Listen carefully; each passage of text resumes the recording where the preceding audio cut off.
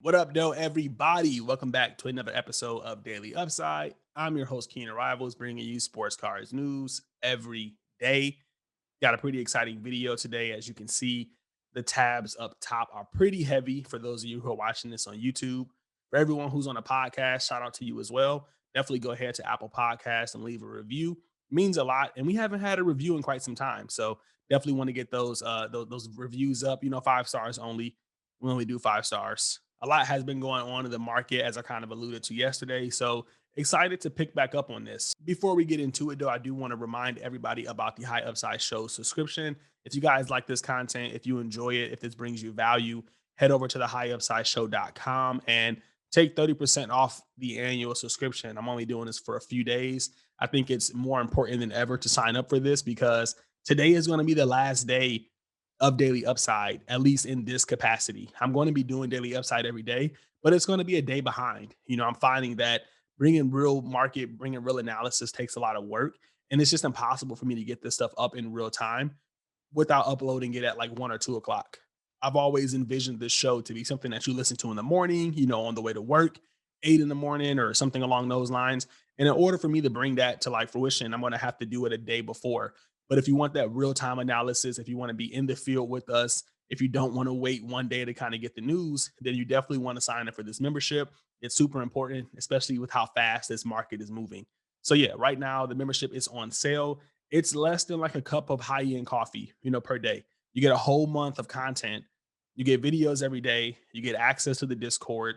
You get daily upside. You get upside auctions, and you get that full analysis for about $10 a month. So you can't really beat that. Definitely head over or click the link down below to sign up. It helps me and it helps you out as well. So I can't wait to see you guys on the other side. Getting into some NBA news, I want to talk about some of these trade opportunities. You guys know I like bringing you news because I really do think that it helps with investing and kind of predicting things. So these are just rumors. None of this stuff is 100% true. But, when you read it, if you look at the details, it does make some sense. So, basically what Bleacher Report is saying is that the Celtics, in order for them to get to the next level, they're going to have to add some depth. Apparently, they have a trade exception. They have a lot of draft picks. And I don't believe the Celtics need like any major star players. They just kind of need some depth, need some backup point guards, some backup forwards, maybe a center to kind of, play defense and put up a few putbacks. Some players with high energy, but without a high price tag. So they have a lot of assets, Romeo Langford, Aaron Naismith, Tristan Thompson, Jeff Teague, guys that I don't even really consider a part of like the Celtic culture, who are ready to be traded and ready to be shipped. So if they can pull that off, that's going to really give them a advantage in the East.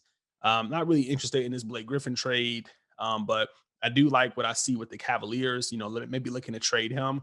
We've seen rumors about the Mavericks. We've seen a few teams looking to get him. So if he can go to a contender, that could be really cool for Andre Drummond. I don't think the Mavericks will like if he goes to the Mavericks, like his prices will increase or anything of that nature. But if we see that man in a Lakers jersey or another team like that, then definitely. So you might want to look at Andre Drummond as an investment, or you might want to look at Luka Doncic or some players on the Mavericks team as him as an addition will bring them some work success. And again, if you kind of look at the proposed trades, they're not giving up too much. I'm a big Dwight Powell fan, but I wouldn't miss him if he got traded. James Johnson, he definitely adds some toughness to the team, but again, he's not making a major impact offensively. And that second round draft pick is pennies at the end of the day. So a lot of trades. The Hawks getting Oladipo interests me. I won't get too much into this. You can go read it. But yeah, the proposed trade is for John Collins and Cam Reddish and Tony Snell. I like John Collins a lot. I was really high on him, but he's just not panning out over there. And I'm also a big fan of Cam Reddish, but again, I think the Hawks will be better suited to trade him, which I think was the whole point to begin with. They drafted DeAndre Hunter. He was going to be their forward. Cam Reddish was like, hey, if he turns out to be a superstar, then we got him at a steal. But if not, he's really good trade bait. So I think bringing somebody like Victor Oladipo, who has some defensive anchor, who can put the ball up, who can still shoot and bang with Trae Young, would be amazing for the Hawks. So if they can pull this off, I don't think they lose too much depth up front because they got a Kongu, they got DeAndre Hunter, and getting Victor Oladipo would just push them into that playoff, that guaranteed playoff spot, in my opinion. So really excited about that as somebody who's invested in some Trae Young cards. With modern cards dipping, again, I think this kind of news is very vital because it kind of helps you understand like what players you should be looking at, or you know, the potential of those players. And of course, you know, we'll get into that, you know, later on talking about modern cards. In more news, we talked about this yesterday, the NBA young talent. Again, I won't take you through all the analysis. I think the athletic like costs money, so I'm not sure if everybody can see this, but I'll kind of show you their picks. So yesterday we did 36 through 50. So if you haven't seen that, then you know, here it is here, and you can go back and watch that video. But they've updated it now with 21 through 35. And you know, I feel like this list is kind of what we expected. You know, we got James Wiseman on there. We got Jonathan Isaac, who you know, unfortunately isn't playing this year. Colin Sexton at 23, which seems a little high in my opinion, you know, or a little lower. I'm not sure. I feel like he should be lower. I feel like he should be like in that top 10, especially if you know Tyrese Halliburton and Patrick Williams are going to be right after him.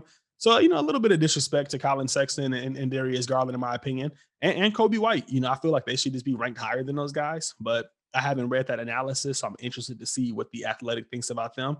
But yeah, not too many surprises here. Happy to see Lonzo Ball on there. I think he's doing a lot better. He could be a potential play, you know, depending on how the Pelicans look, and obviously Keldon Johnson, and you know, so yeah, not a lot of investment opportunities within this list.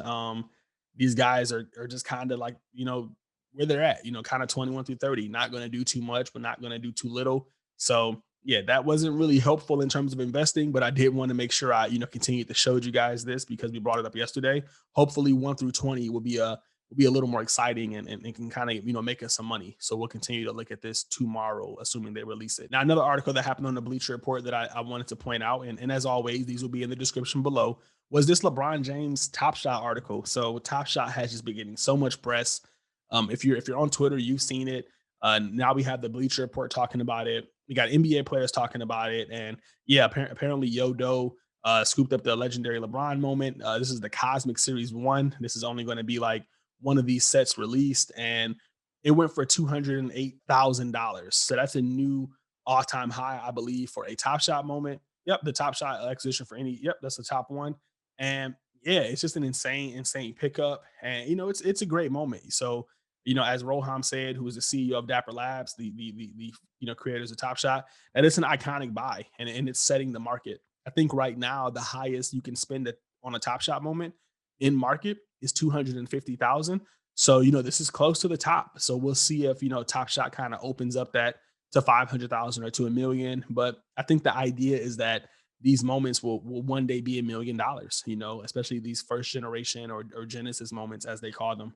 And, you know, one thing I noticed about Top Shot is that throughout each year, you know, we're kind of like in year two, or each pack for that matter, the moments get less and less scarce. So when they first came out, the legendary moments were 49, then they were 50, and then they were 75, and then they were like 85. You know what I mean? Like they and now they're 99. So these hollow moments, you know, much like modern sports cards, you know, we kind of see with Prism Silver, they're gonna up the circulation. You know, Prism Silver started off really rare, like only 150 PSA 10s, and then they kind of got to the thousands. So much like Prism Silver, that's going to make those earlier, you know, cards worth a lot more money, and these earlier moments are going to be worth a lot more money. So insane buy. I made a pretty huge purchase yesterday on Top Shot myself. It wasn't for $208,000, but it was my largest purchase, which I'll do a separate video on. But yeah, mainly I made it because of how much press it's getting. You know, we're seeing NBA players talking about it. The Dallas Mavericks kind of did like a Top Shot, you know, reference or meme or whatever. I'm not really sure. This is their game day moment they did of Luca. I thought it was actually really sick. The NBA is just getting behind it and really supporting it in an organic way. I don't think it's a marketing campaign. I think it's just an organic thing. You know, it's like Dogecoin to a certain extent. You know, we've seen Terrence Ross, who's one of my favorite six man, you know, come in and support it. He's picking up his moments. He's trying to buy packs. We got multimillionaires just like at home on their computer waiting for pack drops. You know what I mean? Like, it's absolutely insane. He's buying his own moments as well as his teammates. This is actually a showcase of his. He picked up Dwayne Bacon. He picked up himself, Keem Birch. Like he's buying his teammates, and they have experience firsthand. Like if Keem Birch is going to be a rock star, then like Terrence Ross knows that better than anybody else. So yeah, really exciting to see these guys come in and pick up some stuff. And it's not just, you know, Terrence Ross. It's also, you know, Damon Lee. You know, he was kind of, you know, touting Top Shot. He was on a live stream yesterday.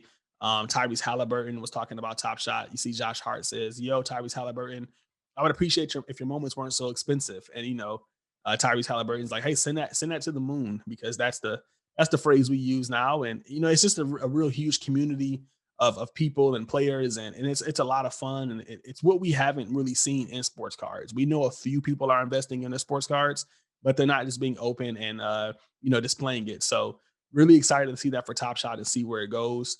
For those of you who wanted to know about the moment yesterday, I actually gave away a pretty expensive Top Shot moment. I think it was like 400 or 500 bucks at the time of giving it away. The winner has been announced. Shout out to UJT Vibe.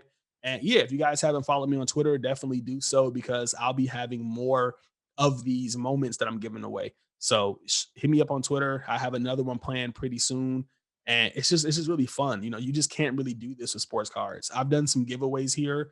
They just didn't go right. People didn't respond to emails. I still have, a few cards here that were supposed to be given away that the people just didn't get back to me on. With Top Shot, I'm able to send those out really, really freely. Speaking of those cards, though, I will be doing something cool pretty soon to ensure that those giveaways that I once did actually go out. We got the Prism Draft giveaway. The UD Black was also not claimed, so I'll be doing something within the next few days that you guys know about. So if you haven't signed up for the newsletter, definitely do so, because that's where it's going to be announced. Moving on to some sports cards, I want to get into a card that ended yesterday. That was Luka Doncic's Purple Ice. These are serial number to 149, and this was a PSA 10. The card went for an all-time high of $23,900. I've been saying this from day one, guys. Serial number cards are the way to go. In a world full of modern where everything's down 30, 40%, here we see serial number cards going for all-time highs. It's a collector's mindset. Collectors are going to get into space. They're going to want their guy, and only 149 people can get this. That's so limited, especially at a PSA 10. If you start looking at the digital space, Top Shot, crypto, you start realizing how limited these things are. You start realizing how undervalued sports cards are. Somebody just paid $208,000 for a Top Shot moment of LeBron, and there's only 50 of those in the world. Well, there's probably only like 50 or 60 of these graded, and here it is for 23,000. I'm not saying these are going to reach 200 grand or anything of that nature, but I'm saying that we have to start understanding how limited some of these physical assets are, some of these sports cards are. So serial number makes them limited. It gives them that value, and that's why you see these type of cards hitting all-time highs while the rest of the market is or the rest of the modern market is down. So, I don't think that's going to last for long. I think the second half of the season we will start seeing modern pick back up. Once Prism drops, and Donruss Optic and whatever other sets Panini make up this year. Once we start seeing those LaMelo Ball cards and those Anthony Edward cards, we'll see the rest of the sport pick back up. But for now, serial number cards just aren't down. So, this made me look into Luka a little bit more. I wanted to know what his other cards were doing. I looked at his select. This one went for 992. It's been kind of hovering at 950 for quite some while. It just can't seem to get over that mental, like that $1,000 price point. But I think at some point it has to. PSA 10, limited pop compared to the Prism, and just a beautiful card. Him in game. I think those things are going to really take Prism. I'm sorry, select to the top. And unfortunately, I think it's going to outdo Prism, at least in a base sense. I really do. I think that pop report on Prism is just way too high to garnish that price point. And I think the select card just adds a lot more in terms of value. Again, seeing Luca in action, kind of doing his thing, means a lot to me. And as we get into like moments and highlights, I want to see those replicated on cards, not studio shots. I want a card of Luca actually doing something that I remember, or something that references what he does. These little awkward shots he's doing in this picture is how I view Luca, and that's why I see this card trending a little bit higher. Looking at some of his other stuff, same thing here with the select court side, just vintage Luca doing his thing. That one for $6,600. So again, this card isn't serial number, but we all know it's extremely limited, and that's maintaining its value. So you see through this kind of like down market, serial number prisms or colored prisms have retained their value. Lucas Select have actually went up in value, and then the courtside selects are moving up in value and maintaining their value. So we kind of see a trend there where some of the limited stuff is moving up. Now, whenever I see these kind of trends or these consistencies, the first thing I like to do is just go compare it to other players. So if we're looking at select, there's a few guys that I kind of like moving forward for the second half of the season. You kind of clicked on this for those five guys. So here it is. Giannis, his select's doing pretty well. Across the board, select is just up. If you look at the last 2 weeks, everything's up at least 3%. I know that's not a lot, but it's not down. If you look at Giannis, his select is up 7%. If you look at Luca, his select is up 9%. If you look at Zion, his select's up 36%. And in my opinion, it's still way too cheap. We'll get into that later. And if you look at Jason Tatum, he's up, 3%. And he's kind of maintained his value because out of those guys, he's been playing the best. Now, from there, what I would do is I would go look at Prism. Now, you're going to see a few more guys, for Prism for those of you who are watching on YouTube. And that's because this is the full list of the Prism players that I like. A card ladder doesn't have everyone's select, viewable because of, the limitations and the rarity of them. So, yeah, if you're looking at this, you see Luca, but he's not really included in my top five. He's just like the base level of the foundation that we compare to. But yeah, we can kind of, Zion, Giannis, Jason Tatum, Joel Embiid, Zach LaVine. Those are the guys that I'm looking at. And across the board, you can kind of see Prism is kind of up to over the last 2 weeks. Modern as a whole, over the last month or so, has been gaining some traction. So when I look at these things, what I like to do is I like to compare. If we go back to select, we'll see that in order it goes Giannis, then it goes Jason Tatum, then it goes Zion. And those are going to be the highest selects. If you look at Prism basketball, you can kind of see in the order it goes, Giannis, and then it goes Joel Embiid, and then it goes Jason Tatum, then Zach LaVine, and then Zion. So right away, that tells me that if Jason Tatum, if Joel Embiid's Prism is higher than Jason Tatum's select, then Joel Embiid's select should be higher than Jason Tatum's Prism. If Zach LaVine's Prism is the same price or around the same price as Jason Tatum's Prism, then Zach LaVine's select should be around those same price points. So basically, I'm just kind of comparing and looking at the prices and seeing if they're consistent with select. If they're not, that's where I make my money. So, for example, Jason Tatum, 691 for his Prism, Joel Embiid, 801 for his Prism. If you look at Jason Tatum's select, they're going for $410. If I go to eBay, Joel Embiid's select should be higher than Jason Tatum's. And if you look at his select PSA 10, well, the last one went $455. So boom, it's 100% accurate. Do the same thing with Zach LaVine. His select should be around the same price as Jason Tatum's, which is $400. We go to eBay, we see that the selects of Zach LaVine have been selling for $290, $250. That's a buy for me. Not only is Zach LaVine a buy, but his select is probably a lot more rare than Jason Tatum's because people weren't submitting cards to PSA back then. Zach LaVine wasn't a guaranteed superstar. He came out of college, being a six man. So in my opinion, Zach LaVine's select should be around that $385, $400 price point, which would be a pretty solid gain depending on, how many of these you could buy. Buying these at 250, 225, and then flipping them for $380, $400 is it's almost a 2x. So, that's kind of how I make money in this card market by comparing. And I have a few different tools that I use to compare. We know there's the market cap method, there's the multiplier method, and then there's whatever this is called, comparison. So if one card is up, the other one should be up too. And, these type of channels, this type of education is what pushes those cards up because the market's just unaware. Another thing that stands out to me, if you go back and kind of look at that, are these parallels. Again, we're talking about parallels. We're talking about number cards. Jason Tatum's select PSA 10 is $400.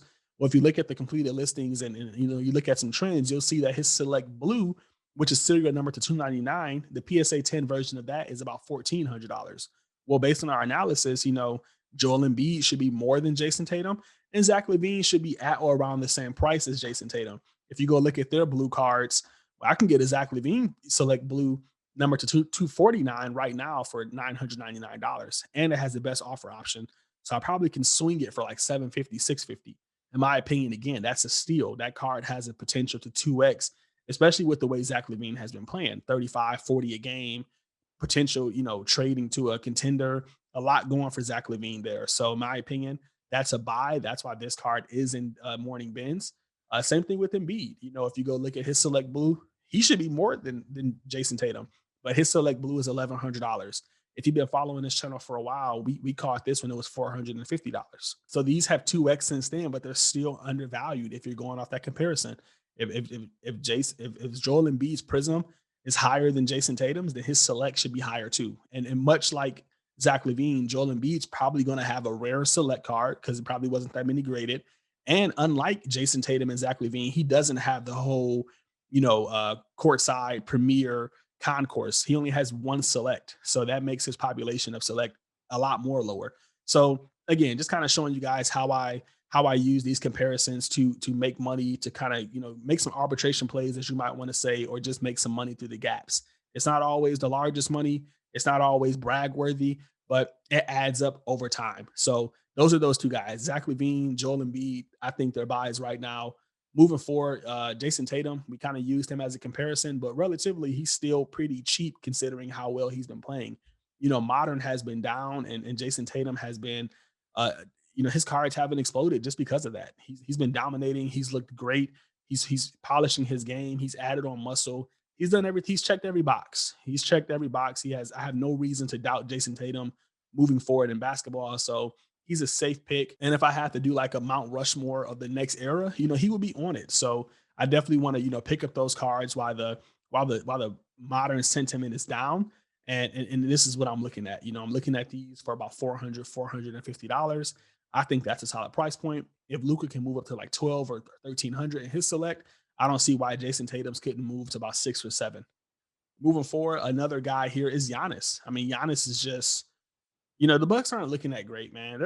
I think the other day there was a Bucks game on. It was the Bucks versus somebody, and I just couldn't think of a worse game to watch. It was like a late game. It was the last game, and I was like, man, this is the only game on. So I'm not a fan of the Bucks. But Giannis is Giannis, man, and that Eastern Conference is so tight right now. Like whoever makes it out of the Eastern Conference is just going to go parabolic. Whether it's the Nets or the Celtics or the Bucks. I mean, those are kind of my three. Maybe you can squeeze the Heat in if they can make a move. But yeah, out of those four teams, like whoever figures that out, their guy is just going to go to the next level. So that's why you see me. Oh man, did I just disrespect the Sixers? I did. Forget the Heat. The Sixers. I'm so sorry. So the Bucks, the Sixers, the Nets, and of course the Celtics. Those are my four. Whichever one of those guys, make it, their card's going to go parabolic to the point where I think it's just smart to hold one of off all of them. One of all of them, you'll make money. And the other ones you can sell and break even. So I'm looking at Giannis just because I feel like if he can figure it out, if he can start dominating again, maybe we'll see him turn it up. I mean, he's dominating now, but if the Bucks can start becoming a more entertaining team, if they can make a move, then we'll see Giannis kind of play out. And I just still believe in the next 5 or 10 years, again, using that Mount Rushmore analogy, that he's going to be the guy. If you look at the NBA, yes, Luka's great. I love Trey, I love Tatum, but Giannis is just going to be the guy. In my opinion, I just don't see that changing. So with that being said, looking at a safe investment, I think Giannis' select is a steal. He doesn't have the whole triple try rookie thing. So again, his pop report is his pop report. There's no premier, there's no court side, there's no extra level. There's only 852 of these, and that's just really really limited in my opinion for somebody of his caliber. Last but not least, we just have Zion Williamson. I'm not the biggest Zion fan, but he's been balling, dude. I've seen him up his game. He's getting his handles up. We were talking about that in Clubhouse, and he's just super cheap. The fact that his car has moved up 36% in the last 2 weeks is just insane to me. Like these were dirt cheap. I've been calling them out on Morning Binge as often as possible. So hopefully you guys subscribe to that because you probably made some money if you would have grabbed these and they were 250, 275. I've always thought that was too cheap. One thing I noticed about Zion was that his prism didn't, like, it went down, but it was still up there with like Jason Tatum. So the fact that his prism was, $700 the same as Jason Tatum, but you could have got his select for 250. Again, that's just using the comparison to say, okay, well, Zion select should be the same price as Jason Tatum select. And now we kind of see that playing out. So it took a minute. If you look at the last month, it took a minute, but now we're seeing it play out. So I think we'll see these play out with the other guys we spoke about as well. And yeah, these are the five guys I'm looking at.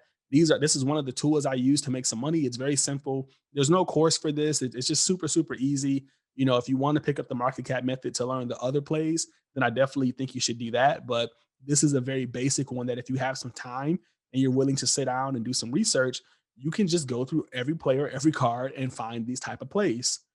So yeah, I hope you guys enjoyed this one. I hope that made sense. If it didn't, let me know in the comments or hit me up on Instagram. Definitely want to boost the engagement up here.